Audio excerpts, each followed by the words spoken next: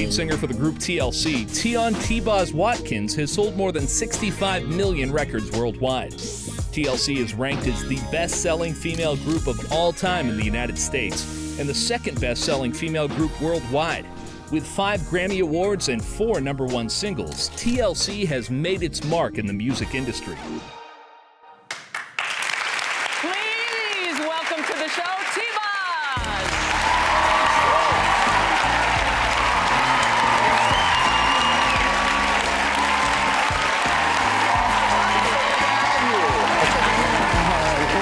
Always good. Okay. Thanks for being here. My You look pleasure. fantastic. You're sweet, thank you. Thanks for talking about sickle cell.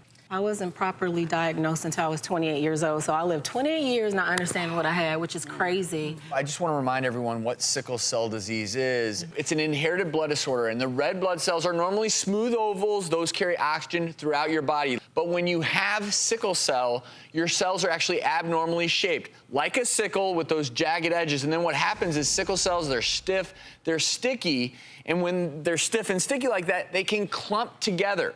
Seems like no big deal, but what happens when they clump together, it blocks blood flow. When you don't get blood flow, you don't get oxygen to your limbs and other organs. That blocked blood flow can cause pain, severe organ damage. It can cause damage to the spleen, which of course, as you know, raises the risk for severe infections. And it's a cascading effect if you don't manage it properly. So how does sickle cell happen? How do you get the trait or how do you get the disease? In order to have the disease, you have to inherit it, the gene from both parents. So you have your mom and your dad. My daughter has the trait, though, so she doesn't have the disease, but this is Chase. Hi, Chase. Thanks for coming today. Beautiful like her mama. And then the trait happens when you have one normal gene and one sickle cell gene. So what happens if you put 2 people with the trait together? What actually might happen for their children? The first thing is they could inherit the disease. The second thing that can happen is they would inherit the trait, which usually doesn't have severe health consequences. Right. And then the third thing that can happen is they have neither. They don't have the trait or the disease. But here's the good news.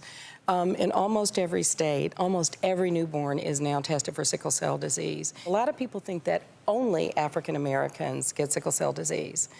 But that's not true. Some other ethnic groups actually are affected by sickle cell disease as well. So this form of testing now gives us a chance to make sure that whoever is affected is picked up right there in the hospital. But I'm not sure that people really understand what these painful crises are like. The best way to describe it is it feels like a knife is stabbing you in your joints constantly.